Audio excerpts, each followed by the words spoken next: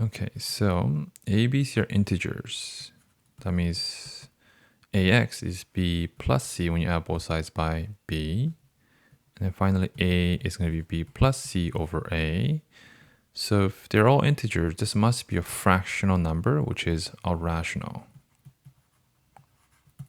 Okay, so that's for part A. What about if it was ax squared plus b equals c? So you get ax squared equals c minus b. Then x squared is c minus b over a. And x is actually the plus minus square root of c minus b over a. For this to be rational, we actually have to have c minus b over a to be a perfect square, like a perfect square.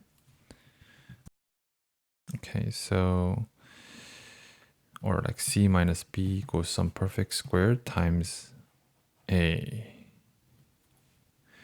So for example, if this is 1 squared, 2 squared, 3 squared, right? So it's got to be ABC values that it'll satisfy this equation. And there's many different possibilities. So we can only leave it as an algebra expression like this.